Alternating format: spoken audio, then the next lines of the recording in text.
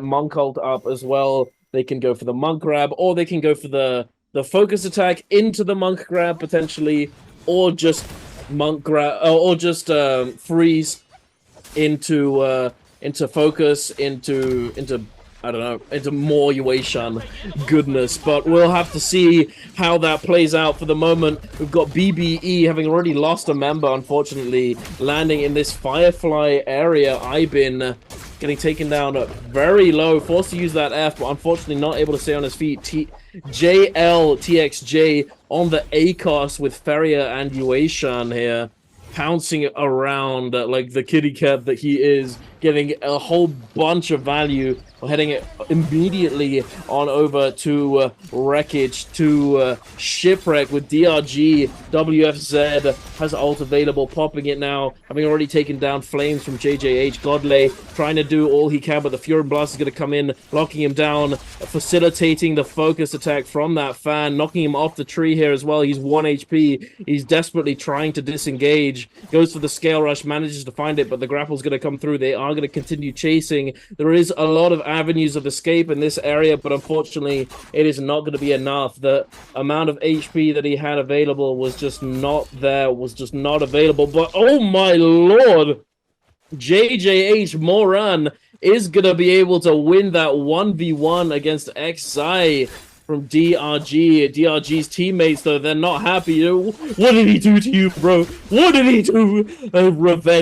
Revenge coming through for the side of DRG. And Wuxing and WFZ are going to clean up that final member, sending them all to the Spirit Realm to go and resurrect themselves elsewhere. Not as aggressive a start as some of the previous matches of the day. I think everyone in this lobby is very aware of the amount of Viper tests from Wuchen teams and know that if they do take a fight, there is a huge risk of being third-partied. And with the amount of monks that we actually have in this lobby, it does make sense why some of these teams are being a little bit quieter, right? FPX, Wolves, all of these teams who do have the Tian high are the ones currently sitting on 0 kills. Probably because, one, they didn't want to fight on Fireflies right off of the rip, because if they didn't have that armor or weapon scaling, the ultimate would not be able to do enough to actually be able to find those kills, and you would just lose a fight for pretty much free. And also, if they now go for these prolonged loop pathings before they decide to actively take a fight against these players, they're going to be much better equipped so they can scale better. But also they're going to have a better read of their surroundings, so they're going to know if it's safe to sit in a fight or if they have to immediately cancel their ultimates once they get a couple of kills and be on their merry way before they get spotted out by some of these Tesla Viper and Wuchen teams who are going to be roaming relentlessly, searching this map to see if they can try and third party into a fight that's already been going on. BBE on the Tesla Viper Wuchen roaming for that exact reason. Alliance on the exact same composition, also on the exact same rotation. So they are going to run into each other. However, no one's going to actively take a fight until BBE decide to try and come in with that flank push. Tesla ultimate lane! What the heck? Back-to-back parries coming on through from the Viper. We get the V3 coming through from BBE's side. However, Lane was sitting on his own Viper V1 and now used it to lock down the players from BBE. They used the Wuchen teleport to get away, and unlike the Tesla ultimate, it is not going to go through. And as a result, BBE get a disengagement tool. That was Roy Hehe coming in absolutely clutch with the Viper ultimate to clear the space after Lane got, what was it, 1, 2, 3 parries coming on out from that Viper. Absolutely crazy moment.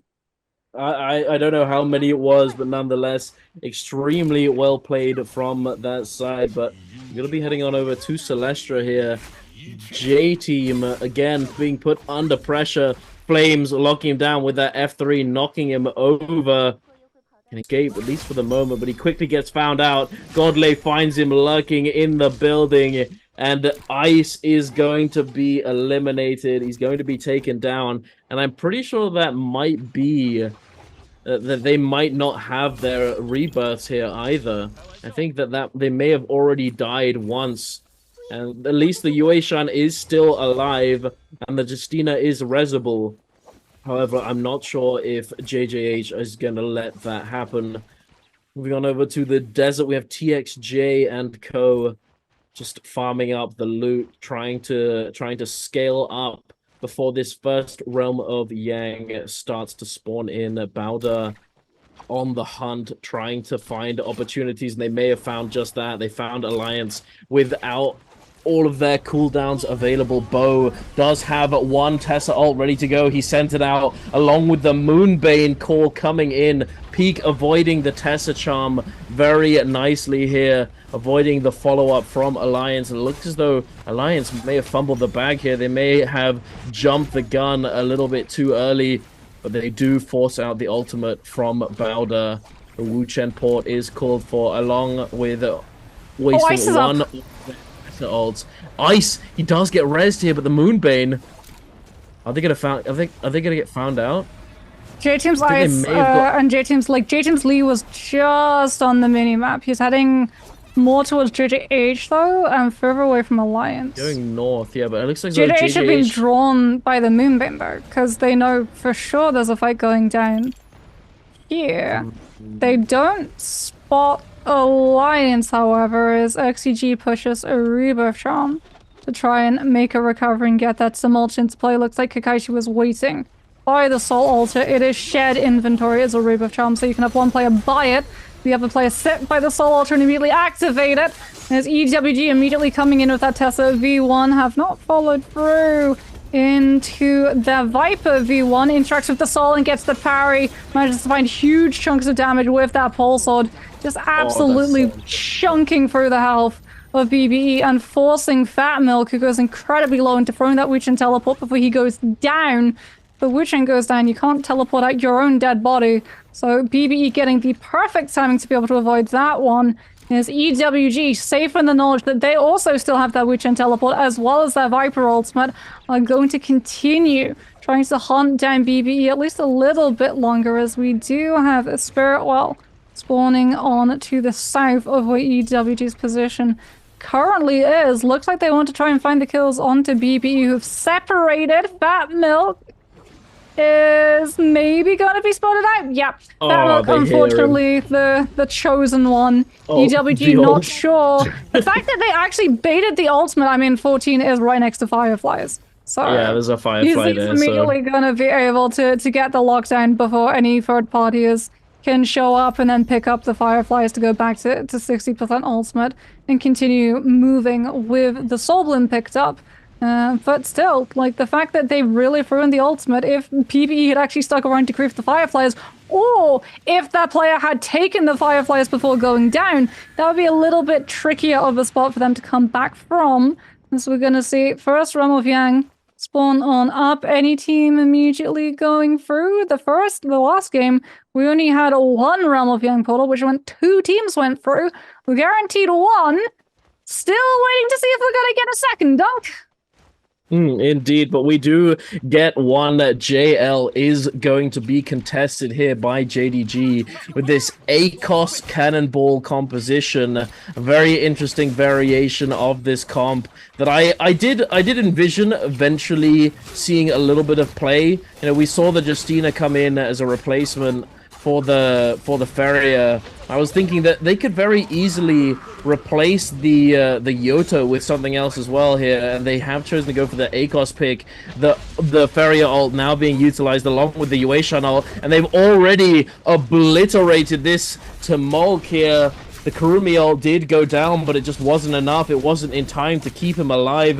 ZDI is not being rezzed either. Kiki hasn't found the opportunity to get that tether attached, but look at this chain CC coming through from ACOS. TXJ just obliterating that Kurumi with the Yueshan, just juggling him. He's just got nothing that he can do in this situation. You know, the Yueshan is so unbelievably difficult to deal with, but if you're forced to deal with it alongside an ACOS who's constantly pouncing on top of you, it's nigh impossible to escape if you don't have something like the Takeda to use a Furin Blast to push them away. But here we are, the traditional Transformers seeing the light of day once again, going into that realm of Yang against the Sand Siphon here. The Kurumi variation, WFZ having lost his armor, the grab comes through onto Wuxing, and he does get slammed down and taken down by EG. They're in an advantage state here.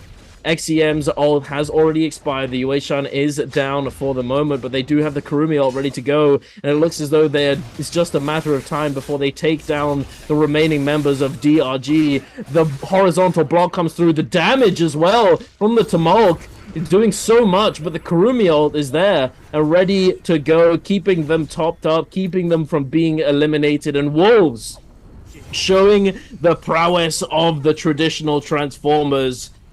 It still works, it still can be done, and Wolves is here to prove it, ladies and gentlemen. Yeah, I mean, they also get to run up against probably the best matchup for them, which is the Sand Siphon with the Kurumi rather than the Zip. Wolves EG gonna go for the transformation, making himself a big target, manages to grab the Viper out before the stun can come through and cancels the Viper ultimate. Unfortunately, doesn't manage to cancel the Tessa ultimate, so he is going to have to try and find more of these grabs. Manages to grab JH's Moran, who is going to go down in his hand, just held in position so that his team can swap to the range and shred him down. Yusha is on the field. XEM goes immediately for that ultimate to be able to cover for his Tianhai. The Kurumi Tower also comes into play. EG tries to drop himself behind line of sight of the building. Manages to get an armor reset into the purple before the Tessa V1 enchantment window hits, and as a result is not the target everyone turns on to. Unfortunately, is potentially going to get isolated away by the Tumult. Nope, because the Tumult team turns on the other team instead. JDG turn on to DRG and allow Wolves to get away with quite literally murder as the two Tumultuous drop their ultimates one over the other, overlapping. JDG having no choice but to turn onto the team that they saw using ultimates because they have Yang depletion and have to commit everything that they have available to be able to cleanse these Yang depletion and grab Soul Blooms as quickly as they possibly can. Wolves now turning back in onto this fight. Might be able to build their ultimates back up from all of the damage that they're currently doing to this Takeda. T-Thick falling incredibly low, goes to the top of the building to be able to get the reset, as below we've got all of the pressure instead falling onto WFZ's head. Wolves now getting stuck inside the Tessa V1. The RM beyond that fan scooping Eugene's taking so much damage. The enchantment almost kills the monk killed. He tries to go for the double jump to avoid it, but EWG, having shown up on this scene, is able to come in for the fifth party, get a couple of kills onto Wolves, who will have to go back to the Soul Altar, as we see a Kurumi Tava trying to bring back JDG's ZDI.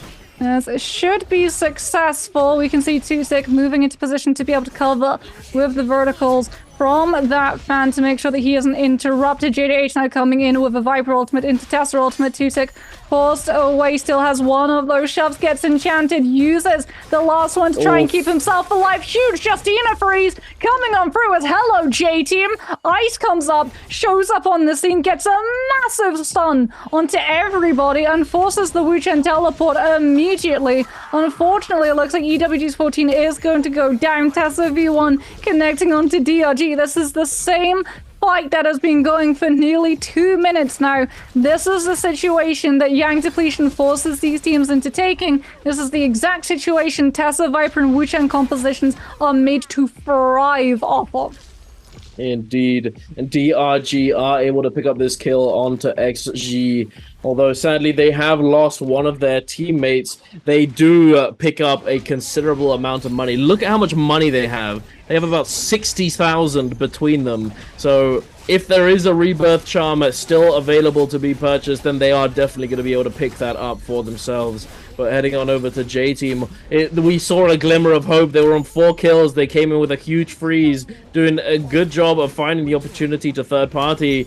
But they are now stuck in the zone up against Bowder. Having lost a member, their Yotohime getting taken down in the zone, having not used the ultimate.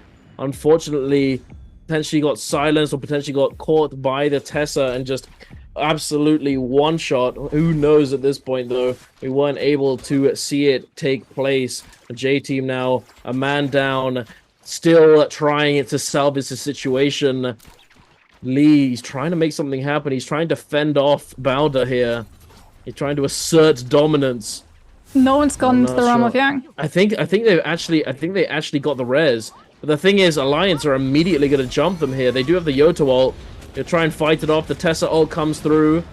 The Charmer is going to pop, though. He's not going to be able to iframe it. And the range shots are going to come through as well. And that ZYI, I think Z, probably easier to say, is going to be taken down after having been resurrected, unfortunately. So no one's gone into the second realm of Yang. Not a single team? Not a single team. I mean, it's not surprising. Oh, wait, that could be from the... Is that from the realm of Yang? I don't know. They could have gotten that from one of the Spirit Worlds. Although, actually, no. That from... No, but the Spirit World's isn't giving buff at this point in the game. Yeah, that's true. So it must have been JL went into Realm of Yang and were the only ones. It didn't even give a buff of wait, team Alliance entering. have Mystic Might. Wait, what? I'm confused now. I'm not really sure what's going on. I don't know. Well, it's possible JL that have some got their teams... hands on... Unless, no one opened a cave, because it would have had a notification of cave being open. Yeah, I don't know what's happening right now, but I'm sure we'll figure it out at some point, regardless. Got XCG fighting against Bowder here. Bowder having just come away from this zone fight, finding themselves in potentially not the best spot here. Peak taking a lot of damage year round. It doesn't look as though he's got his ultimate ready to go just yet. Oh, no, it had been placed down. In fact, he had placed it down and just came on over to pick up his teammates, get them in the back of the car, and take them to safety. They get to kite to Ballista. Back to the Problem Ballista. is, XCG, they knew where the Wuchen teleport was most likely being placed and could potentially challenge this. They were already able to kite to Ballista Tower before Bido had fully healed up. Bido went for the heal up at the base of the tower rather than at the top. And as a result, by the time one of them is on Ballista, XCG are already in the Ballista's blind spot. You have to be careful that they don't get challenged and contested, because teams do not want to let you have that one for free. There's Wolves currently taking pressure coming on through from JJH. Legendary armor picked up for EG is going to go absolutely massive alongside that purple spit. Transformers being one of those units who scales both the health and damage that they do inside their ultimate with the equipment that they have loaded out when they activate it. And so you can see JJH just do not have the gear to be able to actively challenge this.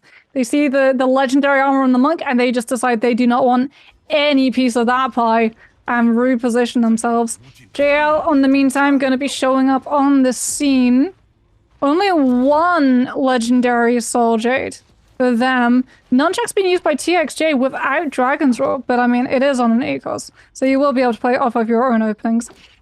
As it does look like Wolves are currently being scouted out by the Tiger in first position. Gets a grapple connection onto EG, doesn't find the musket opening, however, but it's still putting pressure onto Wolves to the point that they're forced to back on off. They see the Draco Storm and decide not to turn onto the team until that has been removed. JL getting a better feel for their surroundings, still staying parallel with Wolves in the distance as Alliance and FPX looking to posture and feel each other out. Alliance's bow with the legendary Pulse Sword is going to do so much damage in terms of the Scale Rush opening. Indeed. They're looking to find some kind of opening, but I don't think any team wants to fight at this point. You know, these Transformers, they don't want the smoke. You know, they're not gonna allow these assassination team compositions to have their way with them. They're not gonna let them come in and get those silences, those Tessa ultimates in, because they know that the longer they stay alive, the smaller that the zone becomes, the more potential for victory they will have. Before we went into this game, you said that V1, V3, and which one you would prefer is going to depend drastically on the lobby. In this instance, would you prefer the V3 so you can silence the Transformers, so if they do manage to grab a player out, they can't complete the slam? Or would you want the V1 where you can eat through 5 seconds of their ultimate with that stagger? Wait, say that again, repeat the question. Would you, in this instance, as a Viper player, prefer the V1 or the V3? Because we're up against Transformers. It's hard to say. So, like, with the V1, you have to... It's very reliant on the Viper connecting the F2 silence onto the Yuashan, which inherently adds more of a condition to you getting value from your ultimate. However, that's been something that many, like, we've seen time and time again. You know, we've seen Attack on Titan be one of the most long-standing compositions and one of the most popular compositions for a very long time in the past. So it's not that these teams or these players can't do it. It's just that it is inherently more difficult and requires more finesse in the execution. So here's the thing. It's easier to execute. It is easier to execute, but has less upside. Yeah. I think that's what it comes down to. But here's something that I've talked about in the past. It's so no matter what, if something has more room for error, if something is more difficult to execute or something is more difficult to pilot in one way or another, then it will inherently become less utilized or be seen as less useful, not as good as something that requires less finesse and less precise execution. Because at the end of the day, even if these players are the best of the best, you know, they are extremely good, they're extremely practiced, we are all human. You know, we are prone to making mistakes. There are external factors that come into play. You know, things can happen that can prevent you from executing something perfectly. Therefore, if something requires more precision, if something is more difficult to use, then it will inherently be less worth using. And that, I think, is one of the reasons why V3 has come into play, as it doesn't require that perfect execution. It doesn't require that perfectly timed F2 silence onto a Yuashan to make sure that your V1 doesn't just fall flat, you know, because... Speaking about perfect executions, that is a dual point attack of Merciless Havoc and Aurora Burst to be able to claim that Spirit Well. Yeah, no one is probably going to contest this. I mean, we do have an attempt coming through. XCG and DRG are all getting ready. They allow Wolves to claim it and then loot in to try and grab up all of the loot that gets dropped. Wolves, thankfully, are able to react in time and scoop that up for their Kurumi, but that was dicey.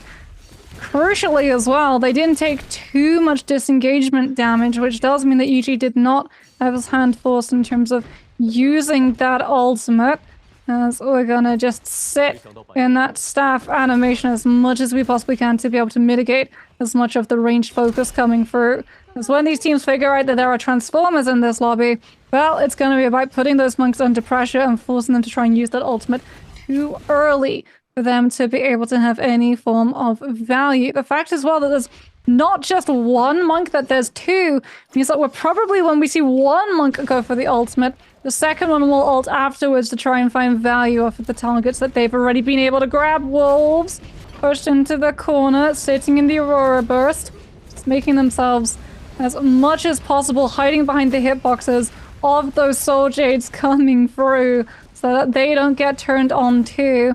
Bane's Breath also just dealing damage at the moment in the middle of the field, so everyone pushed to the outer edges, which means that this cannon shots from Alliance's side and XCG side is going to be doing significant work into melting through the resources. JL, in fact, pressured into throwing out that Farrier mech so other teams get turned onto that are low instead of the two players from JL. Once the mech has dropped, TXJ on that ACOS, getting the Farrier V3, putting pressure onto JJH so that JL are going to be able to occupy themselves inside the building.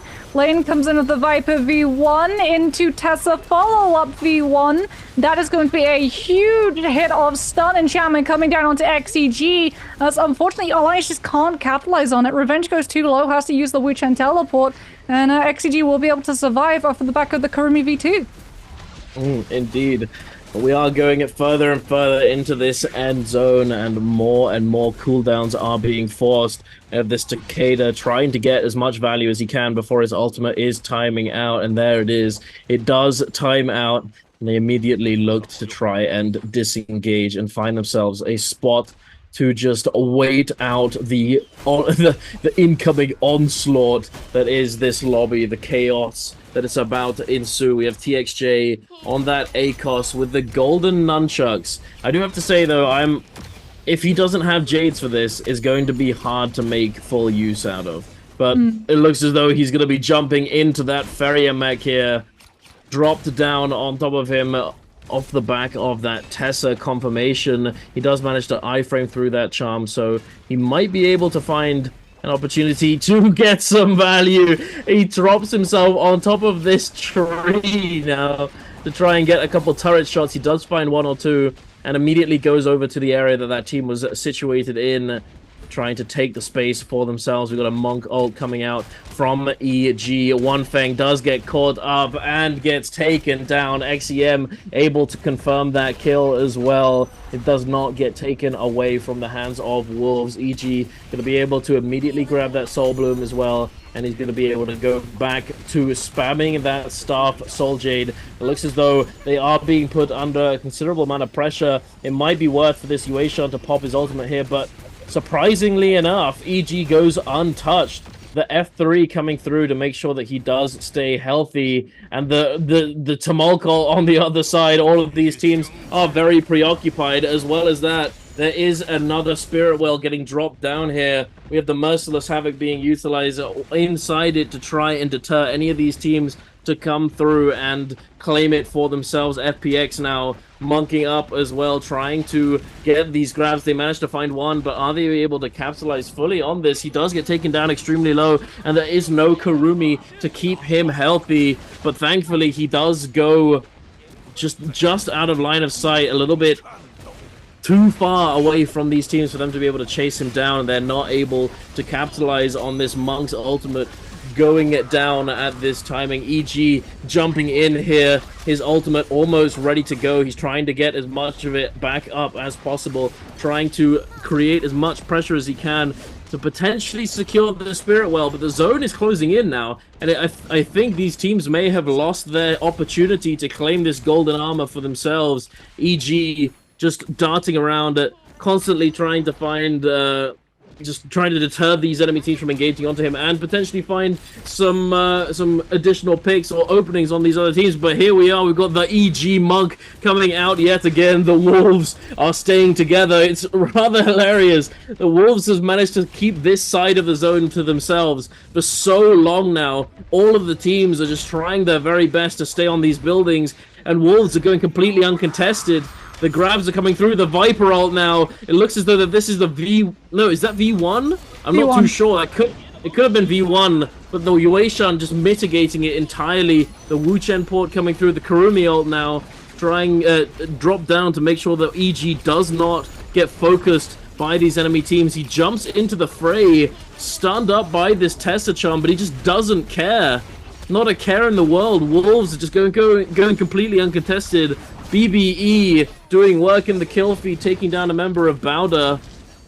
But this is... We're just constantly focused on EG here, and they're just not being contested. No one's looking at them whatsoever. They're too preoccupied with staying on that terrain that they're essentially allowing Wolves to just run the end game here. The Aurora Burst coming through, XEM picking up another kill onto TXJ, JL losing a member. BBE still sitting on top of this small building. Alliance trying to scale rush, attach himself to the ceiling, forced off of it. Now using that Tessa ultimate, but he's going to be taken down very quickly. There's nothing he can really do, and now Wolves are just going to run the rest of the lobby. All of these teams are missing members. I think it might be just a 3v1, v1, v1, v1, v1, v1. At this point, it's kind of cooked. How have they been allowed to do this? This is absurd. Oh yeah, no, we'll go into it more afterwards, but this is just cleanup from Wolves at the moment. Aurora Burst coming through to cover what little of the zone is left. EG going to be standing right there, grabbing any player who gets stunned up by that Soul Jade. Ivan, unfortunately, goes incredibly low. Will go down. Another grab goes through for EG before he drops out of the ultimate, grabs the Soul Bloom reset. Wolves walk away, most kills, and last team standing. But to circle back to that point, there were 2 teams running Transformers in that end game. And I can tell you what, FPX were looking at Wolves transformations and the lack of counterplay, and they were like, why didn't you do that for us?